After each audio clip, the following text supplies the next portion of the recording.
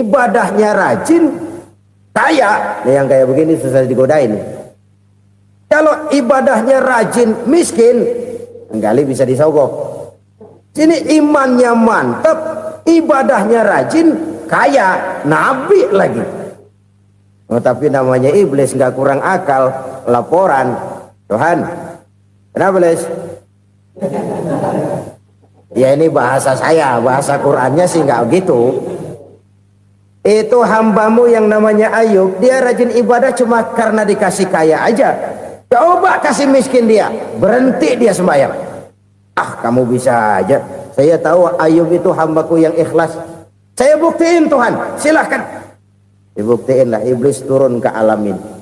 Yang mula-mula dia lakukan, dia rusak sawah ladang Nabi Ayub. Dia binasakan binatang ternak Nabi Ayub. Sehingga dalam waktu singkat, jatuhlah Nabi Ayub dari orang paling kaya jadi orang paling miskin. Beliau masih ibadah di mihrab dalam masjid. Datang iblis. Saudara Ayub, ya. Lagi ngapain? Ibadah. Nyembah Allah, nyembah Allah. Oh, percuma. Kenapa? Tuhan yang ente sembah nih, dia udah bikin miskin ente. Sawah ladang ente hancur lebur, binatang ternak binasa. Sekarang ente jadi orang paling miskin. Ngapain nyembah Tuhan kayak begitu? Tekor. Udah berhenti dah ibadah, berhenti ibadah. Ini iblis sama Tuhan laporannya lain, yang dikerjakan kepada Nabi Ayub juga lain. Benar begitu iblis, kata Nabi Ayub. Iya, sawah ladang saya habis, buras. Binatang ternak saya binasa, binasa. Saya miskin, bangpak. Apa jawab Nabi Ayub? Bukan innalillahi, ini hebat. Alhamdulillahillazi a'tani wa akhza minni. Segala puji bagi Allah yang telah memberikan harta kepada saya dan sekarang mengambilnya lagi. Alhamdulillah. Allah yang ngasih, Allah yang ambil. Itu mah urusan Allah. Iblis cuman ibadah jalan terus, sujud lagi Nabi Ayub. Iblis seleher gondok banget. Dasar Nabi nggak mempan dia apa-apain. Miskin malah alhamdulillah. Allah yang ngasih, Allah yang ngambil. Jadi kalau kita tidak komit, kita tidak terikat kepada kaya, miskin, senang, susah, apa yang bisa bikin kita susah? Jadikan kekayaan, kemiskinan, jadikan senang, susah sebagai anak buah yang bisa kita atur. Jangan kekayaan ngatur kita, jangan kemiskinan ngatur kita. Kita yang harus mengatur mereka. Senang, susah, kaya, miskin, bahagia, sengsara, jadikan itu anak buah yang bisa kita atur. Kalau sekarang kita kaya, lain saat boleh jadi kita miskin, semiskin-miskinnya. Allah yang ngasih, Allah yang ngambil. Tenaga mana yang bisa menghalangi? Ibadah jalan terus. Iblis makin gondok. Dasar Nabi loh. Akhirnya apa? Nabi Ayub dikerjain, diberikan penyakit. Demikian fatal penyakitnya. Bayangin, udah miskin sakit. Masya Allah. Miskin sakit. Sakitnya nggak lama, kira-kira 16 tahun. Istrinya 3, 2 mental minta ceraiin. Ngerawatin laki bengek begini. Senang belum tentu, susah udah pasti nih. Cerai aja, cerai dah. Cerai. Tinggal satu Siti Rahmah yang setia menemani beliau. Sesetia-setianya hati perempuan. Satu saat Siti Rahmah bilang, "Bang, iya, abang kan Nabi bang. Lalu, namanya Nabi kan doanya jarang meleset bang. Maksud kamu minta kenapa sih sama Tuhan biar abang sembuh baik dah bang?" Siti Rahmah, iya. Saya sakit berapa tahun sih dah? 16 tahun bang. Sebelum ini saya sehat berapa tahun? Ya kira-kira 60 tahun bang. Nah coba ente banding-bandingin Rahmah. Saya dikasih sehat 60 tahun, dikasih sakit 16 tahun. Sudah nggak sabar mau doa kepada Allah minta sembuh. Saya malu kepada Allah. Diuji dengan yang luar biasa seperti ini, tidak mengganggu stabilitas kehambaannya. Dia tetap menghamba kepada Allah Subhanahu wa ta'ala. Selalu berusaha menyimpan sesuatu yang bisa membawa manfaat baik untuk dirinya, untuk anak cucunya, maupun untuk keluarganya, untuk masa kini dan masa depannya. Kadang simpanan itu berbentuk uang, kadang berupa tanah, lain saat berbentuk pabrik, dan lain sebagainya. Sementara masa depan yang paling pasti adalah akhirat. Jika untuk masa depan dunia kita rela memeras keringat, membanting tulang, pergi pagi dan pulang petang, menyimpan uang, menyimpan tanah, menyimpan pabrik, pernahkah kita merenung jika satu saat kiamat datang, kita dibangkitkan dari kubur masing-masing, berdiri di padang mahsyar untuk mempertanggungjawabkan seluruh kegiatan hidup kita di dunia ini, lalu kita akan menuju ke alam akhirat. Sudahkah kita mempunyai simpanan untuk akhirat kita? Pada pertemuan kali ini saya ingin menyampaikan sebuah hadis di mana Rasulullah sallallahu alaihi wasallam bersabda, "Arba'un min kanzil jannah." Simpanan sorga ada 4 macam. Yang pertama, ikhfa'us sadaqah, menyembunyikan sedekah. Saudara-saudara kaum muslimin, sebagaimana yang kita maklum bahwa Allah Subhanahu wa taala melebihkan sebagian rezeki dari kita terhadap yang lain. Ada yang kaya, ada yang setengah kaya, ada yang miskin, ada yang setengah miskin, dan selanjutnya. Ada yang gajinya kecil tapi penghasilannya gede. Ada yang penghasilannya gede tapi nggak punya gaji. Ada juga yang memang gajinya gede dan penghasilannya gede. Kelebihan rezeki merupakan sunnatullah dan tidak harus membuat kita merasa lebih dari yang lain. Bahkan sebaliknya, kelebihan itu harus membuat kita ringan tangan untuk menolong mereka yang memang memerlukan pertolongan. Kalau saudara diberikan ilmu, maka pertanyaan akhirat cuma satu: ilmumu kau amalkan untuk apa? Kalau saudara diberikan umur yang panjang, pengadilan akhirat juga bertanya satu: umurmu kau habiskan di mana? Tapi kalau saudara diberikan harta, pengadilan akhirat akan bertanya 2: hartamu kau dapat dari mana? Kau belanjakan kemana? Dari mananya ditanya dan kemananya juga ditanya. Oleh karena kita akan dimintakan pertanggungan jawab, maka amanah yang bernama harta ini harus kita gunakan dengan sebaik-baiknya. Ada penggunaan yang merupakan kewajiban, itu zakat namanya. Ada penggunaan yang sewaktu-waktu, itu infak namanya. Ada yang lebih sewaktu-waktu lagi, dan itu sedekah namanya.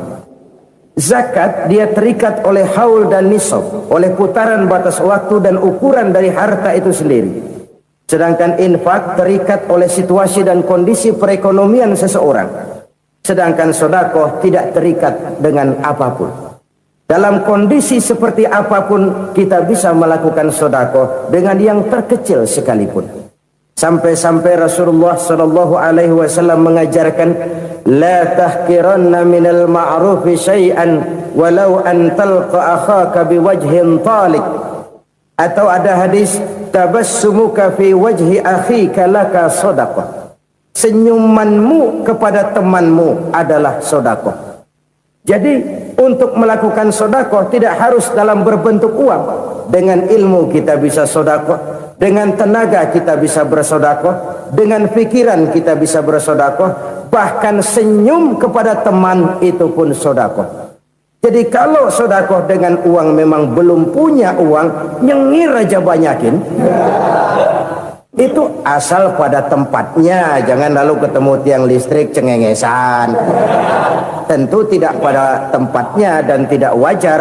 Nah, sedekah yang paling dicintai Allah adalah sedekah yang disembunyikan. Artinya jauh dari sifat riya. Kan kadang-kadang ada orang Sedekah itu disebutkan namanya. Apa tidak bagus? Kalau memang niatnya ikhlas, ya bagus-bagus saja. Untuk memberikan sugesti kepada yang lain. Si Fulan bin Fulan nyumbang sekian, diumumkan. Boleh kalau niatnya untuk memberikan rangsangan kepada yang lain supaya dia menyumbang lebih besar dari orang tadi. Tapi kalau itu mendatangkan riya, maka sedekah yang paling dicintai Allah adalah sedekah yang disembunyikan. Tangan kiri saja tidak tahu apa yang diberikan oleh tangan kanan. Sedekah yang dilakukan dengan ikhlas akan merupakan perbendaharaan surga, tersembunyi dari pandangan orang lain, tidak seorang pun tahu. Karena memang sikap yang baik adalah melupakan kebaikan dan mengingat kesalahan. Itu salah satu ciri orang bahagia. Orang yang selalu mengingat kesalahannya dan berusaha melupakan segala kebaikannya. Kalau dia akan berada kebaikan, dia tidak bisa ikut, dia merasa rugi karena dia merasa belum pernah berbuat baik. Tapi kalau akan melakukan kesalahan baru, dia ingat kesalahan yang sudah-sudah, sehingga terhalang baginya untuk melakukan satu kesalahan baru. Demikianlah saudara-saudara, bahwa Allah melebihkan rizki sebagian kita dari yang lain, agar terjadi tolong-menolong dalam kehidupan ini. Jadi kesenjangan yang nature, kesenjangan yang alami, itu sunnatullah. Ada yang kaya, ada yang miskin, ada yang kelas menengah. Nah, kenapa lalu sekarang kita berusaha mengentaskan kemiskinan? Oleh karena adanya kesenjangan struktural. Kalau yang kaya bisa semakin kaya, kenapa yang miskin tidak bisa naik jadi ikut sedikit kaya? Sebab pada dasarnya Islam adalah agama yang sejak turunnya sudah berupaya memerangi kemiskinan. Bahkan dikatakan kemiskinan itu mendekatkan kepada kekufuran. Orang kalau miskin udah dekat banget sama kafir. Gampang menjadi kafir. Berapa banyak saudara-saudara kita yang oleh karena soal perut, oleh karena soal materi, terpaksa meninggalkan dan menanggalkan akidahnya. Menjual petunjuk yang diberikan Allah dengan kesenangan dunia yang cuma sebentar ini. Na'udzubillah, thumma na'udzubillah. Jadi makin kita sembunyikan satu sedekah, semakin banyak perbendaharaan kita di surga. Sedekah yang paling dicintai Allah adalah sedekah yang disembunyikan. Malahan ada seorang sufi, dia punya kebiasaan kalau pergi sholat Jumat, dia bawa uang, itu uang dia taruh di bawah tikar masjid. Dia niat sedekah kepada siapa saja yang nemuin itu duit. Maksudnya apa? Supaya yang nemuin nggak tahu siapa yang punya duit. Demikian dia saking ingin menyembunyikan sedekahnya. Karena sifat riya itu bisa memakan amal kita sendiri. Riya itu termasuk menyebut-nyebut kebaikan kita. Orang yang suka nepuk dada, sedikit-sedikit ngitungnya kalau nggak gua. Tuh kalau nggak gua tuh yang belah situ, kalau nggak gua, iya kalau nggak lu kenapa emang? Orang yang suka menepuk jasad, tuh biasanya memang begitu saudara-saudara. Kalau perang lagi berkecamuk, orang nggak sempat ngaku jadi pahlawan. Tapi begitu perang selesai, yang kagak kenal bedil ngaku pahlawan, mas. Itu sesuatu yang biasa. Oleh karenanya, orang-orang yang ikhlas dalam bersedekah, disembunyikannya sedekah itu, Allah cinta betul. Malahan ada hadis memberikan jaminan, inna sedaqatal mar'il muslimi tazidu fil umri wa tadfa'u mitatas su'i. Sesungguhnya sedekahnya seorang mukmin tazidu fil umri, bisa menambah umur panjang, wa tadfa'u mitatas su'i, dan menyelamatkan manusia dari mati secara su'ul khatimah. Jadi siapa yang kepengen panjang umur, banyaklah sedekah. Yang bosan hidup, pelit terus. Sedekah menambah panjang umur dan menyelamatkan manusia dari mati secara su'ul khatimah. Pak, katanya umur itu nggak bisa ditambah, nggak bisa dikurangin. Kapan? Kalau ajal sudah datang.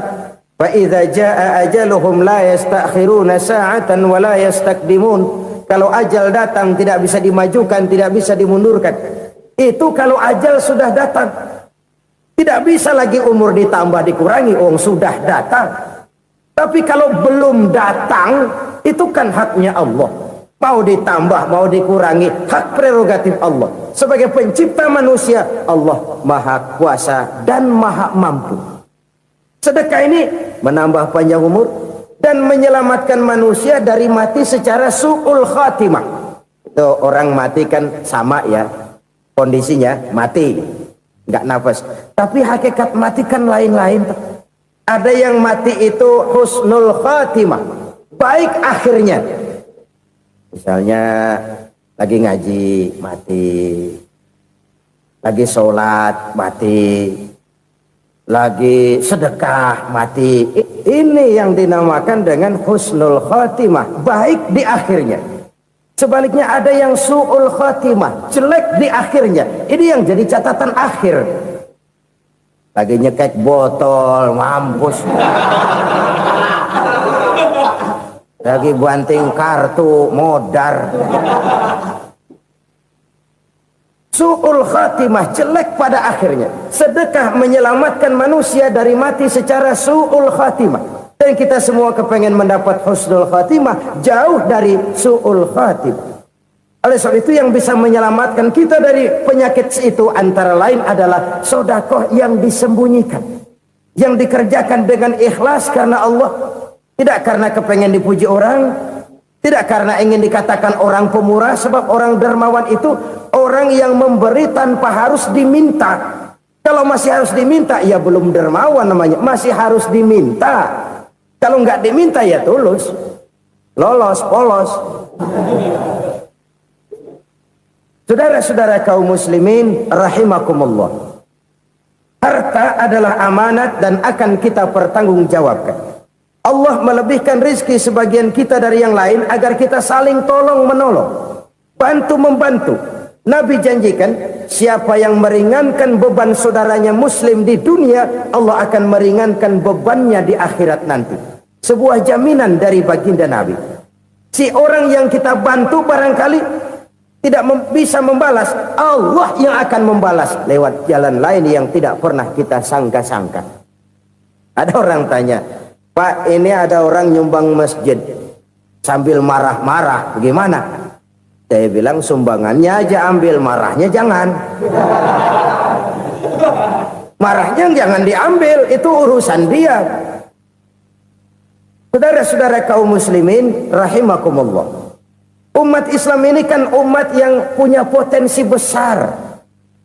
Kadang kita merenung, kenapa kadang-kadang pembangunan masjid kok lambat sekali? Kalau hotel hari ini peletakan pertama, bulan depan peresmian. Supermarket hari ini peletakan batu pertama, minggu depan peresmian. Tapi kalau sudah yang namanya masjid, kadang-kadang peletakan batu pertama sekaligus jadi batu terakhir. 3 tahun, 4 tahun, campur nebar jalak di jalanan, duit dijaring kayak ikan sepat. Apa tidak ada orang Islam yang kaya? Banyak. Apa tidak ada pengusaha muslim yang jadi konglomerat? Ada.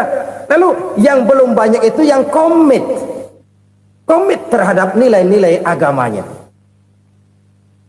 Akhirnya kita jatuh jadi umat yang lemah. Belum ada pengusaha konglomerat muslim buka pabrik supermi cap bedug misalnya umpamanya atau pabrik kecap cap sorban supaya identitas keislamannya sedikit kelihatan. Kita jatuh jadi umat yang lemah karena potensi tidak terinventarisir dengan baik. Kita ini ibarat kompor yang cuma matengin nasi orang lain. Potensi kita dimanfaatkan oleh orang lain. Ukhuwah Islamiyah kita baru terbatas kepada silaturahmi. Ukhuwah di bidang ekonomi kita lemah, ukhuwah di bidang kebudayaan kita lemah, apalagi ukhuwah di bidang politik kita lebih rapuh lagi. Padahal ukhuwah itu adalah totalitas kehidupan manusia, menyangkut ipolek sosbud, memerlukan nilai-nilai ukhuwah. Jadi oleh karena itu mari kita menyadari di dalam harta kita, walaupun kita yang cari pergi pagi pulang sore peras keringat banting tulang, di sana ada harta anak yatim, di sana ada hak masjid, di sana ada hak pesantren, Di sana ada hak jihad. Berbahagialah seseorang apabila dia oleh Allah dijadikan keran. Keran itu menyimpan air, tapi tidak untuk dirinya, tapi disalurkannya kepada mereka yang memang memerlukannya. Saudara-saudara kaum muslimin rahimakumullah, ini yang pertama. Jadi perbendaharaan surga adalah menyembunyikan sedekah. Orang lain nggak tahu, kita pun nggak pernah ngitung-ngitung. Kita anggap lewat begitu saja, padahal itu deposit akhirat. Satu. Yang kedua, perbendaharaan surga itu apa? Wa kitmanul musibah, menyembunyikan kesulitan. Kadang orang takut menghadapi kesulitan, tapi makin kita merenung, hidup ini kan sebenarnya urusan. Takut sama urusan, ya jangan hidup. Tandanya orang hidup itu kalau punya urusan. Urusan melupakan problem. Problem sering menimbulkan kesulitan. Kesulitan bukan untuk ditakuti, tapi untuk diatasi dan dicarikan jalan keluarnya. Siapa sih orangnya yang nggak pernah sulit-sulit? Makin tinggi status sosialnya, makin gede urusannya. Makin tinggi kualitas imannya, makin berat tingkat kesulitannya. Cuma memang yang namanya enak itu seperti pelangi. Biang lala itu nggak pernah di atas kepala kita, di atas kepala orang melulu. Lo sih enak lo, kata kita. Dia juga bilang yang enak kan lo. Pelangi itu nggak pernah di atas kepala kita. Kata tukang beca, aduh enak ya naik Mercy. Kata tukang beca, apa yang di dalam mobil Mercy? Aduh enak bener tukang beca, di jok ngeringkuk ngorok pulas bener. Saya kamar pakai AC, sejuk, tempat tidur sutra, empuk, alga, spring bed, kulak kulik, nggak bisa pulas kalau belum minum Valium, belum tidur. Enak bener tukang beca, di jok ngorok nggak tahu wetan kulon. Si tukang beca bilang yang di Mercy enak, yang di Mercy bilang tukang beca enak. Inilah enak, nggak pernah di atas kepala kita, di atas kepala orang lain melulu enak itu. Nah, saudara-saudara, yang merupakan perbendaharaan surga itu orang yang bisa menyembunyikan kesulitan, baik pribadi ataupun rumah tangga. Nih terutama rumah tangga yang jadi soalnya. Kadang-kadang kita ini kalau senang, sebaliknya kalau senang kita diam, kalem aja, cuek. Banyak banget duit kita bawaan, diam aja udah. Malah ketemu orang takut. Tapi begitu susah, sekampung tahu. Padahal Nabi mengajarkan perbendaharaan surga itu menyembunyikan musibah, menyembunyikan kesulitan. Kalau enak, cerita sama orang-orang. Kalau nggak enak, rasain sendiri, tekan sendiri, atasin sendiri. Kita kan sebaliknya, senang kita diam, asal lagi susah, paling tidak kita nyari teman buat cerita kesusahan.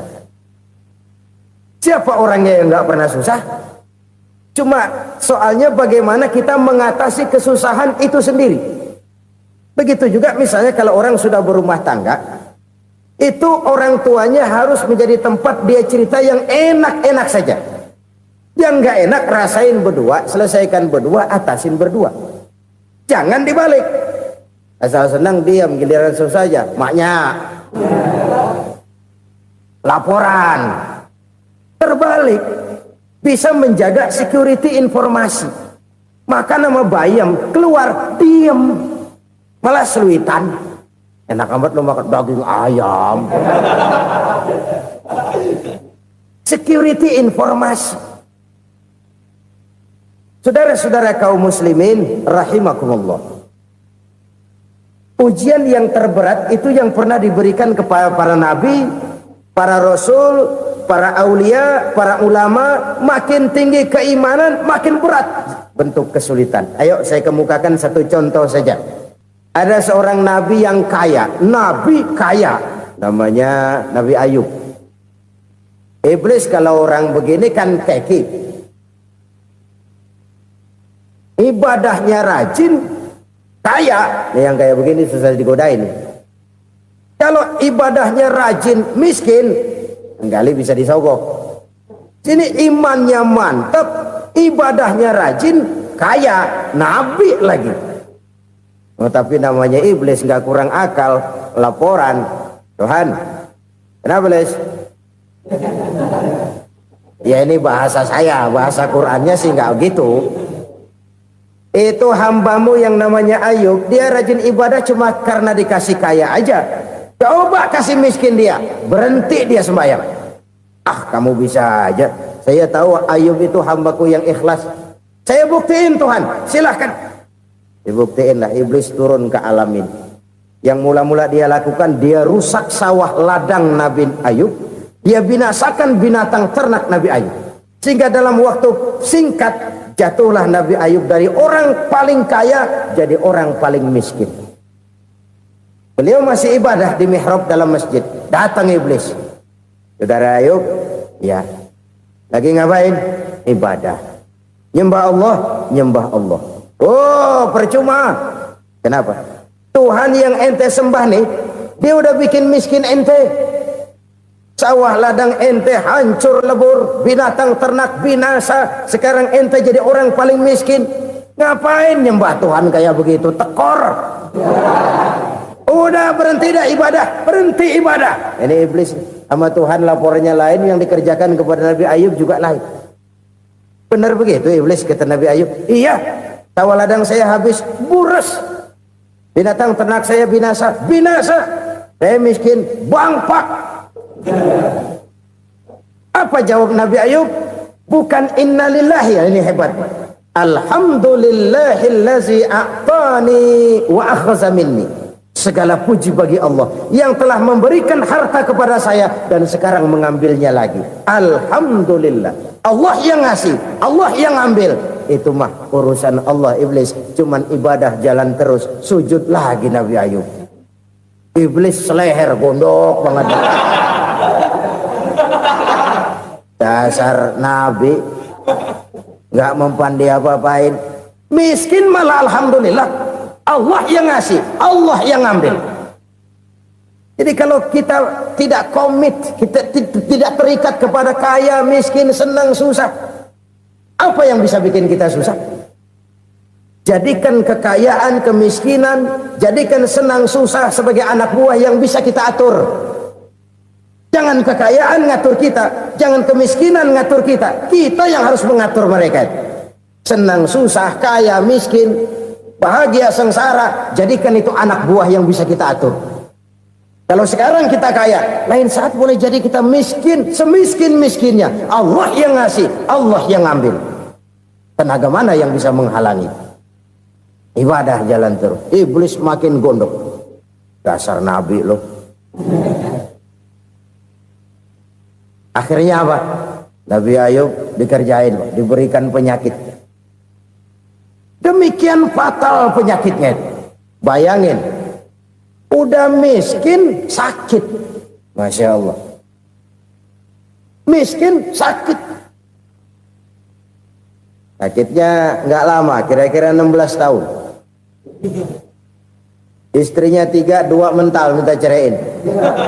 Ngerawatin laki bengek begini. Senang belum tentu, susah udah pasti nih. Cerai aja, cerai dah. Cerai. Tinggal satu Siti Rahmah yang setia menemani beliau. Sesetia-setianya hati perempuan. Satu saat Siti Rahmah bilang, "Bang, iya, abang kan Nabi, Bang. Lalu, namanya Nabi kan doanya jarang meleset, Bang. Maksud kamu minta kenapa sih sama Tuhan biar abang sembuh baik dah, Bang?" Siti Rahmah, iya. Saya sakit berapa tahun sih dah? 16 tahun, Bang. Sebelum ini saya sehat berapa tahun? Ya kira-kira 60 tahun, Bang. Nah, coba ente banding-bandingin, Rahmah.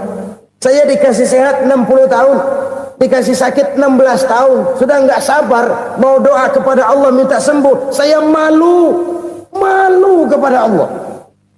Diuji dengan yang luar biasa seperti ini, tidak mengganggu stabilitas kehambaannya. Dia tetap menghamba kepada Allah Subhanahu wa ta'ala.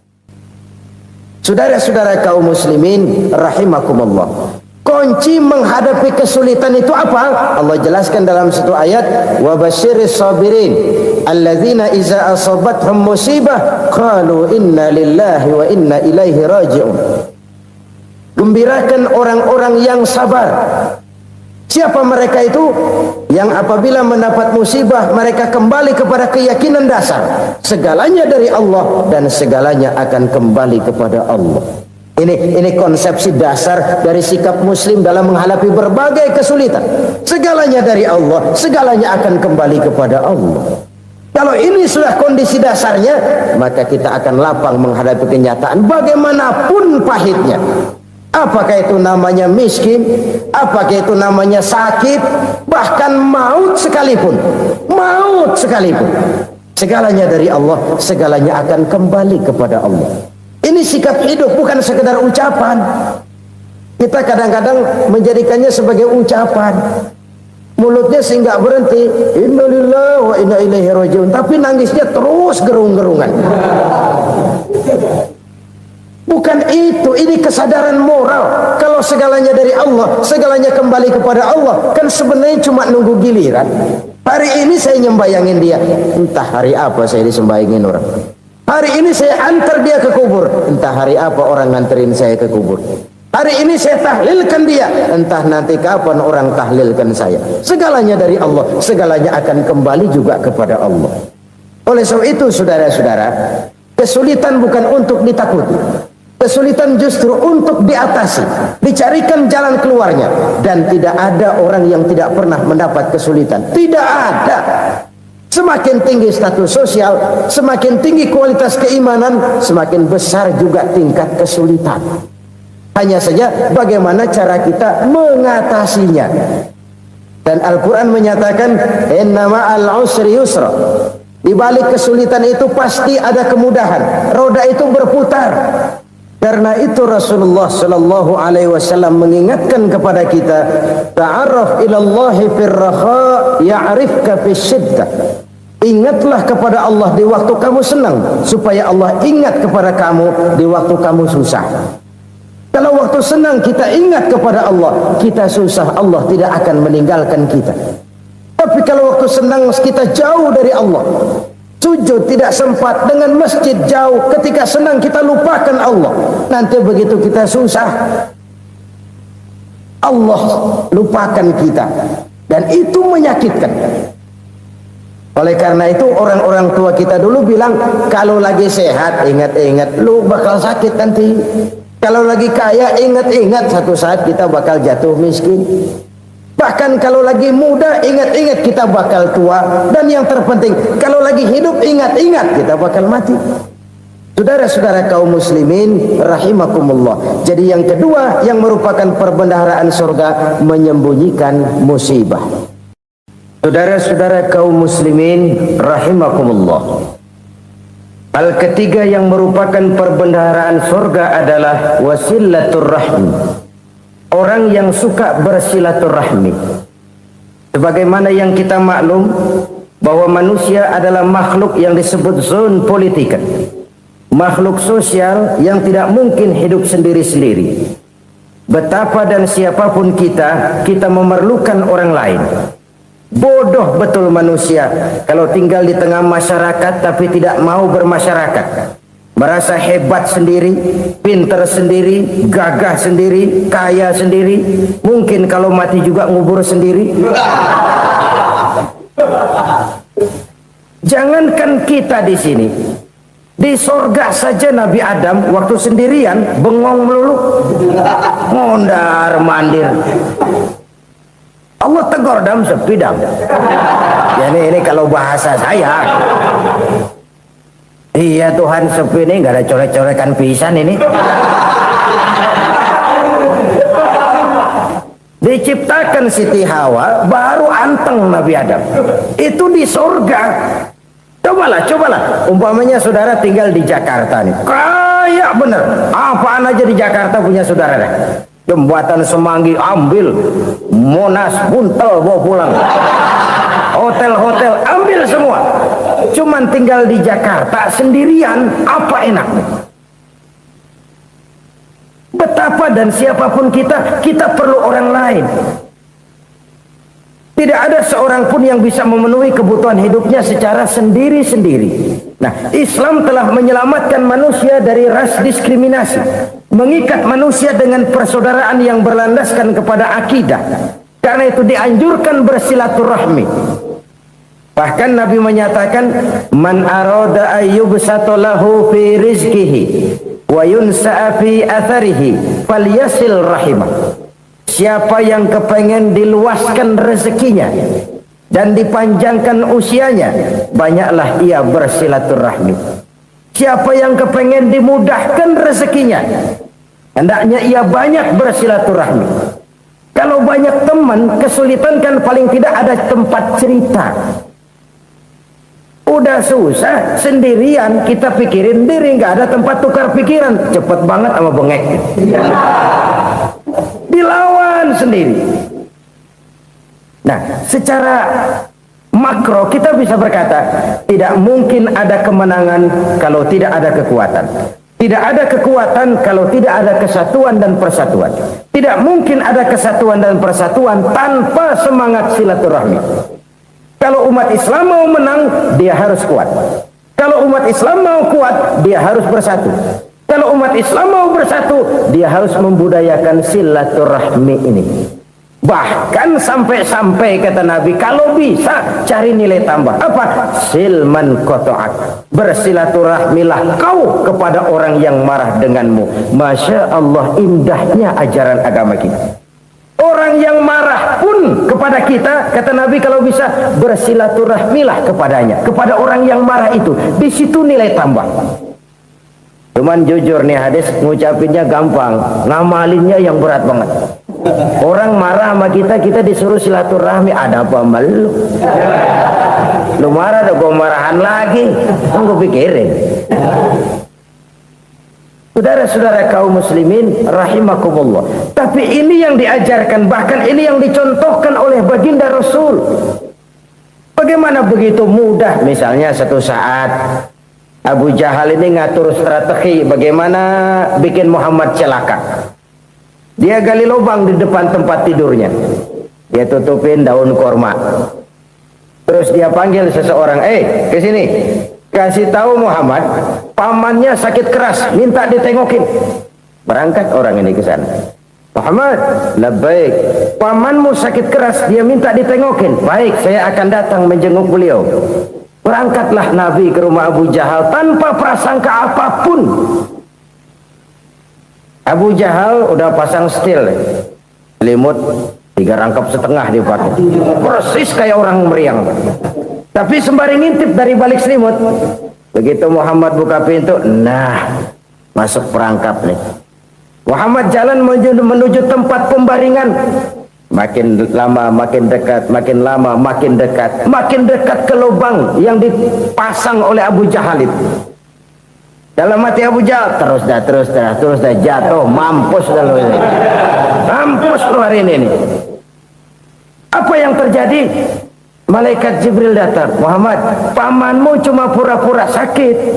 Di depan tempat tidurnya ada lubang perangkap supaya kamu jatuh ke situ. Sudah, kamu pulang. Balik kanan Nabi.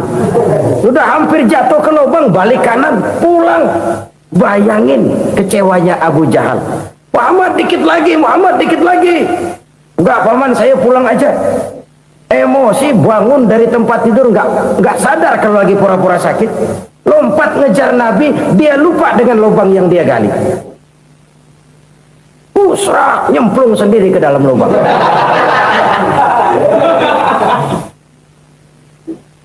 Nabi terus berlalu. Ini terjadi keanehan. Jatuh ke lubang yang dia gali itu sebenarnya nggak terlalu dalam ya, antara 3-4 meteran lah. Tolong saya jatuh ke lubang ini. Datanglah pelayan-pelayannya itu. Angkat saya dari sini. Oh, yang ngulurin tambang. Satu gulung belum juga nyampe itu tambang. Kurang beli lagi ke warung. Sambung ulur lagi, nggak juga bisa sampai.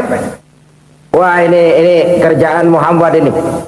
Tolong, siapa salah seorang kamu ke rumah Muhammad, kasih tahu encangnya kecebur. Minta ditolongin. Sampaikan kepada Rasul. Kenapa? Pamanmu jatuh ke lubang, Muhammad minta tolong diangkatin. Tambang udah nyambung-nyambung nggak nyampe juga. Ya, nanti saya datang, saya tolong. Coba. Nyata-nyata orang berniat jahat mau mencelakakan dia, datang dia menolong. Ini yang disebut air tuba dibalas air susu ya ini, bukan sebaliknya. Air tuba dibalas air susu. Paman, kecebur ya? Iya Muhammad, tolong ini. Pegang tangan saya. Nabi ulurkan tangannya, nyampe, dipegang oleh Abu Jahal, diangkat ke atas. Sampai atas, apa kata Abu Jahal? Sihirmu memang hebat Muhammad. Udah ditolongin dikata sihir. Yang enak kita kemplang kan itu orang begitu. Urusan apa? Tapi inilah akhlak. Kalau bisa kamu bersilaturahmilah dengan orang yang marah kepadamu sekalipun. Orang marah kita tetap baik. Kalau kita berbuat baik sama orang yang memang baik, rasanya sih biasa-biasa aja. Orang baik kita baik lagi, ya draw aja, belum ada nilai tambah di situ.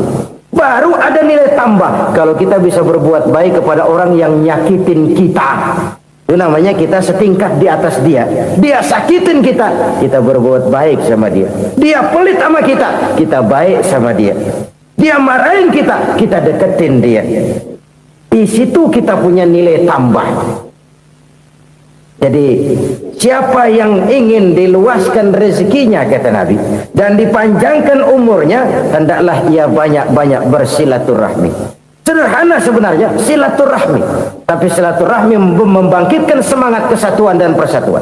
Kesatuan dan persatuan melahirkan kekuatan. Dalam matematika 1 ditambah 1 pasti 2. Tapi di tengah masyarakat, 1 orang takut ditambah 1 orang takut, hasilnya jadi 2 orang setengah berani. Kenapa setengah berani? Karena udah berdua. Tadi pan takut sendirian. Kalau dia kumpul turu-turu takutlah jadi berani. Kita yang lemah, kita yang tidak berdaya, kita yang miskin, kalau mau kompak bersatu, apa yang nggak bisa kita kerjain? Apalagi tinggal di kota besar, pilihan cuma 2. Bertahan atau minggir. Bertahan atau minggir. Untuk bisa bertahan harus mampu bersaing. Untuk mampu bersaing harus punya keahlian. Keahlian harus ditunjang dengan pendidikan, ditambah oleh kekompakan sebagai umat. Udah miskin mencar mulu, orang injak gitu. Orang nggak pandang urusan apa malu. Oleh karena itu silaturahmi pada hakikatnya merupakan ruh dari ukhuwah yang diajarkan oleh agama kita. Bagaimana Islam menyelamatkan masyarakat manusia dari ras diskriminasi, mengikat manusia, dan tidak ada persaudaraan yang lebih indah selain persaudaraan yang diikat dengan nilai-nilai akidah. Sepanjang orang di jalan Allah, itulah saudara kita. Keluar dia dari jalan Allah, selesailah persaudaraan sampai di situ. Karena itu, kalau ingin menyimpan sesuatu di surga, banyaklah bersilaturahmi. Datang ke rumah ini, datang ke rumah itu, dan lain sebagainya. Itu simpanan kita di akhirat nanti. Ini yang ketiga. Saudara-saudara, yang keempat, perbendaharaan surga itu apa? Wa qawlu la hawla wa la quwwata illa billah. Ucapan la hawla wa la quwwata illa billah. Ibadah kan ada yang berat, modalnya besar. Bangun masjid berat, modalnya besar. Bangun rumah sakit berat, modalnya besar. Ada ibadah yang berat, tapi modalnya ringan. Misalnya puasa. Puasa itu berat, mengendalikan nafsu. Kalau sekedar nggak makan nggak minum sih enteng, mengendalikan nafsu. Itu jihad terbesar, tapi kan modalnya ringan, cuma niat saja. Ini ibadah berat, modalnya ringan. Ada ibadah yang ringan, modalnya juga enteng. Seperti termasuk ucapan la haula wa la quwwata illa billah. Tanpa sadar, la haula wa la quwwata illa billah. Nyelengin tuh di surga. Nyelengin, kita nggak terasa. Nyelengin simpenan akhirat. La haula wa la quwwata illa billah. Nyimpen lagi. Kaget, la haula wa la quwwata illa billah, nyimpan lagi, banyak simpanan. Walaupun sebenarnya yang dimaksud di sini adalah kesadaran batin bahwa tidak ada daya dan kekuatan kecuali Allah. Itu intinya. Kita memulai pekerjaan disunahkan baca bismillah, kan begitu. Apa itu? Kesadaran moral. Bahwa ini saya bisa kerjakan. Saya kerjakan ini dengan menyebut nama Allah. Kenapa? Kalau Allah tidak memberikan daya dan kekuatan, mana mampu saya kerjakan ini. Maka saya kerjakan ini dengan menyebut nama Allah. Bismillah. Kesadaran moral. Manusia hanya wajib berusaha, tapi nggak pernah wajib berhasil. Banyak hal-hal yang kalau kita renungkan secara rasio nggak mungkin, tapi jadi kenyataan. La haula wala quwata illa billah. Tidak ada daya dan kekuatan kecuali bagi Allah semata-mata. Kesadaran moral akan kelemahan dan keterbatasan makhluk bernama manusia. Kadang kita kagum dengan otak, tapi kita sering lupa sama yang bikin otak. Padahal bagaimanapun hebatnya otak, yang bikin otak pasti lebih hebat dari otak. Nggak percaya, silahkan otak-otakan. Inilah kecenderungan. Kita kagum dengan pesawat-pesawat mutakhir, bukan main besi gede banget terbang itu. Alangkah hebatnya. Lalu apa yang bikin otak tidak lebih hebat dari itu semua? Kita puji laut, apa yang bikin laut tidak lebih hebat dari laut itu? La haula wala quwata illa billah. Tidak ada daya dan kekuatan kecuali Allah. Apa yang bisa kita lakukan kalau tidak karena daya dan kemampuan yang diberikan oleh Allah kepada kita? Lahirlah sikap tawadu, rendah hati, tidak melonjak menjadi angkuh dan sombong, sadar akan kelemahan dan keterbatasan diri. Sebagai makhluk yang diciptakan oleh Allah Subhanahu wa ta'ala. Jadi satu sisi ini ucapan yang berpahala, la haula, jadi wiridan. Pada sisi lain ini kesadaran moral, sikap mental, kesadaran batin bahwa yang punya daya dan kekuatan itu cuma Allah. Kita nggak pantas untuk sombong.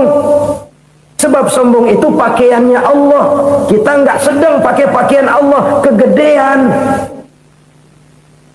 Dan makin kita renungi, makin terbentur. Apa sih yang bisa kita sombongin? Kita mau sombong apa? Kaya? Pintar? Itu kan semua relatif. Di atas langit masih ada langit lagi. Jadi oleh karenanya, marilah kita menyadari. Manusia hanya wajib berusaha, tapi tidak pernah wajib berhasil. Yang berusaha saja tidak wajib berhasil, apalagi yang tidak berusaha. Islam bukan agama orang pemalas yang selesai sholat lalu enggelohom, enggelenggem ayem-ayem. Tapi Islam bukan agama orang sombong yang setelah berusaha lalu tidak memerlukan Allah. Kita bisa saja bikin proyeksi, tahun sekian kita bakal panen besar menurut perhitungan otak. Tapi ada kejadian lain. Apa? Tikus ngambek. Habis itu dimakanin tikus, panen gagal. Proyeksi rasional gagal oleh tikus-tikus yang ngambek itu. Bisa saja terjadi. Tahun depan kita panen besar, urung. Kenapa? Musim panas panjang. Nah, sekarang ini koran-koran bikin berita musim mengalami penyelewengan. Bukan cuma manusia yang nyeleweng sekarang. Musim pakai nyeleweng. Mestinya kan musim hujan udah selesai, masih hujan-hujan juga. Musim. Nah sekarang kita boleh bikin proyeksi, kita bakal panen besar. Tahu-tahu musim panas panjang, sawah retak, air kering. Cari teknokrat yang paling botak, suruh pendekin tuh musim panas. La haula wala quwata illa billah. Inilah kesadaran moral. Saudara, saya teringat satu saat ada seorang konglomerat. Umurnya ya kira-kira 70-an. Satu saat dia ditanya oleh wartawan, "Pak, umur Bapak berapa sih?" "Ya paling 10 tahun." 10 tahun? 10 tahun? Anak Bapak berapa orang? Satu saja? Satu. Harta Bapak berapa? Ya paling-paling bangsa 7 juta kali. 7 juta? Iya. Pak, kenapa Bapak bohongi saya? Bapak punya buku biografi. Koran-koran, majalah-majalah banyak memuat cerita riwayat hidup Bapak. Saya tahu umur Bapak 70. Kenapa bilang cuma 7 tahun? Saya tahu anak bapak 8, kenapa cuma bilang 1? Saya tahu harta bapak miliaran, mungkin triliunan, pabrik di mana-mana, bank di mana-mana. Kenapa bilang uang bapak cuma 7 juta?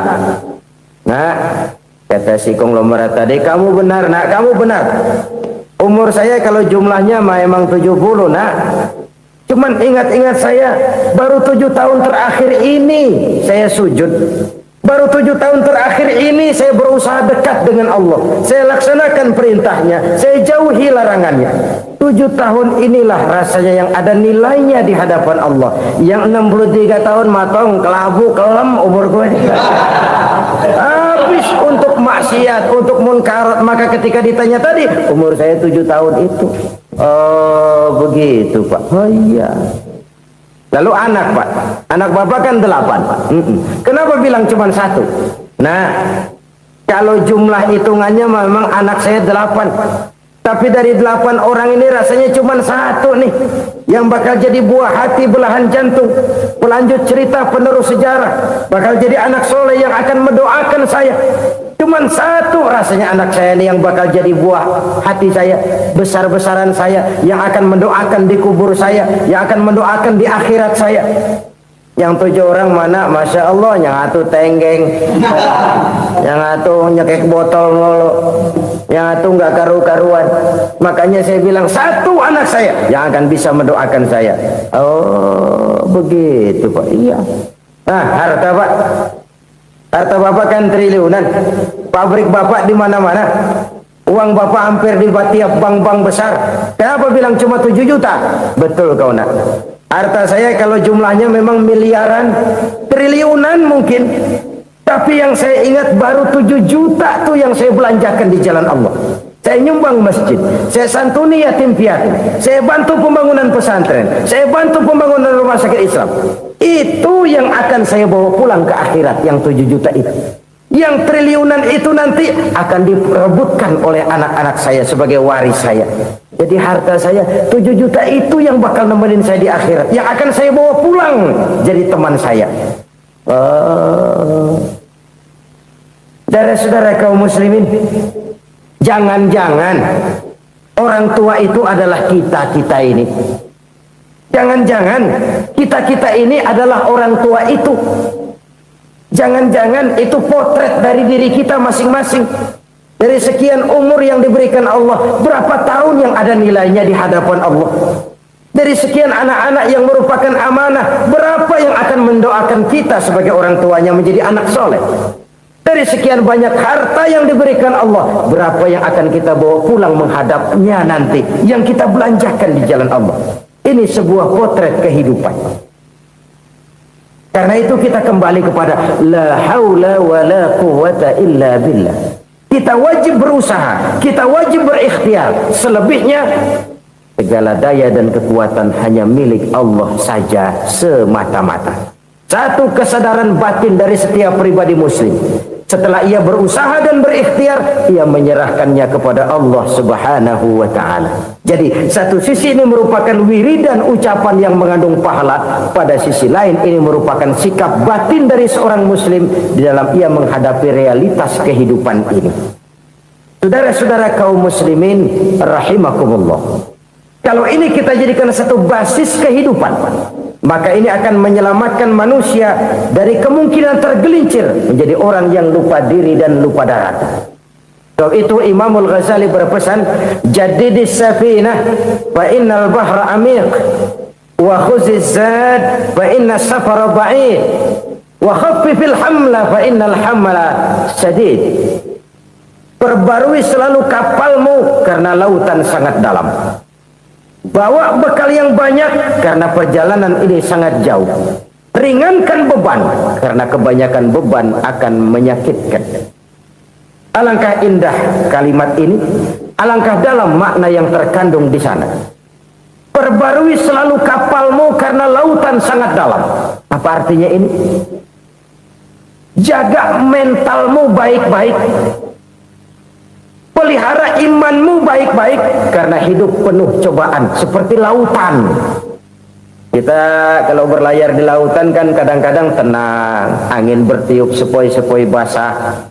Jika malam datang, bintang gemintang bertabur menghias cakrawala. Rembulan memantulkan sinarnya dengan indah. Dalam keadaan begitu berlayar enak. Tapi lain saat ombak menggunung, halilintar menyambar, angin topan bertiup. Berapa banyak sudah saudara-saudara kita yang tenggelam di lautan dunia tanpa sadar bahwa dia belum sampai kepada pantai yang akan dituju. Berapa banyak sudah saudara-saudara kita yang tenggelam di lautan dunia ini tanpa sempat bangkit lagi. Dia menyangka sudah sampai kepada tujuannya. Hati-hati kapal jangan sampai bocor karena lautan sangat dalam. Iman ini jaga baik-baik karena hidup penuh dengan ujian. Wa khuzizat fa inna safara ba'id. Bawa bekal yang banyak karena perjalanan sangat jauh. Saudara mau ke Bandung, bawa duit. Saudara mau ke Surabaya, banyakkan lagi duitnya. Saudara mau ke Mekah, gepokan, iketan tuh duit nggak lembaran lagi. Makin jauh perjalanan, makin banyak bekal yang harus kita bawa. Kalau saudara dari Jakarta mau ke Surabaya, kagak bawa duit berangkat juga, itu sih bukan berani namanya, nekat. Sampai Surabaya belum tentu, sengsara di jalan udah pasti. Kenapa? Nggak bawa bekal berangkat. Sama juga kita nih, misalnya belum sempat sembahyang, mati. Waduh, berani banget orang. Belum punya bekal, mati. Sengsara di jalan. Atau bekal tidak cukup. Dari Jakarta saudara mau ke Surabaya, bawa duit 500 perak. Paling jauh Cikampek nyampenya itu. Paling jauh itu. Antara jauhnya perjalanan dengan bekal yang saudara bawa tidak seimbang. Hidup ini perjalanan panjang, a walking tour. Dimulai dari alam arwah, sebelum jasad diciptakan, roh diciptakan lebih dulu. Dari situ pindah ke alam rahim, dari alam rahim pindah ke alam dunia, dari alam dunia pindah ke alam barzah, baru menuju akhirat. Satu perjalanan panjang. Kalau bekal tidak bawa, sengsara di jalan. Bawa bekal yang banyak karena perjalanan ini sangat jauh. Wa khaffifil hamla, ringankan beban karena beban itu cuma akan menyulitkan. Kalau bekal itu sih keperluan, tapi beban nggak kita perluin, cuma ngeberat-beratin. Apa ini beban? Dosa, kecurangan, kebatilan, kezoliman, ketidakadilan, kesewenang-wenangan. Itu akan jadi beban kita di akhirat. Alangkah celakanya, perjalanan panjang, bekal tidak bawa, beban kelewat banyak, alamat sengsara di jalan. Pahala tidak ada, dosa berlipat ganda. Na'udzubillah, summa na'udzubillah.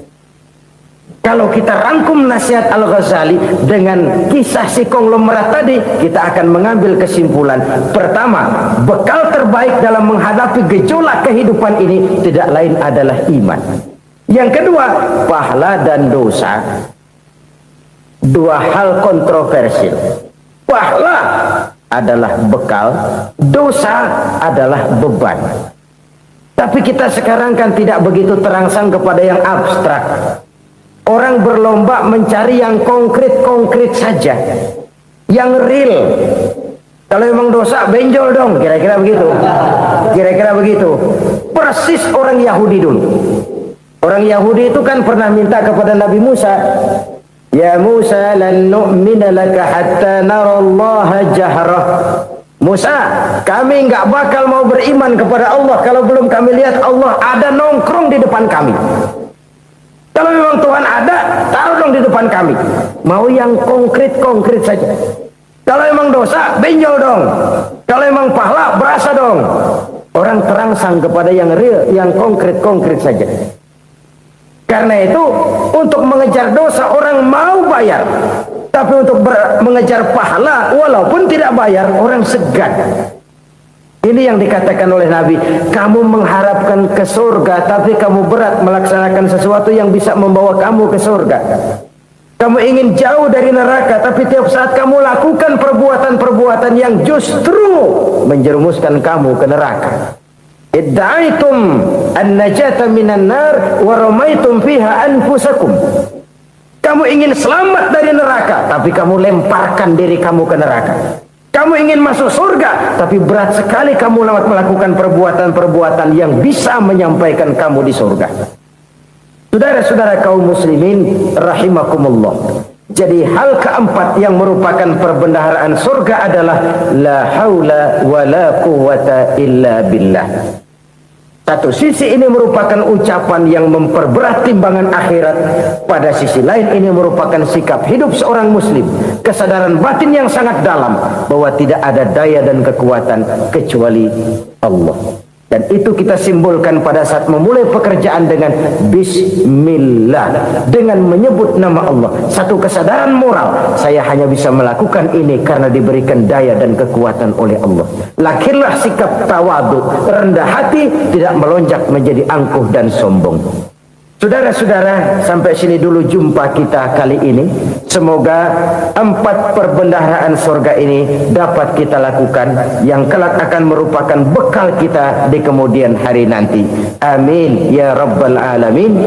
Terima kasih atas segala perhatian. Mohon maaf atas segala kekurangan. Usikum wa iyaya bitaqwallah. Wassalamualaikum warahmatullahi wabarakatuh.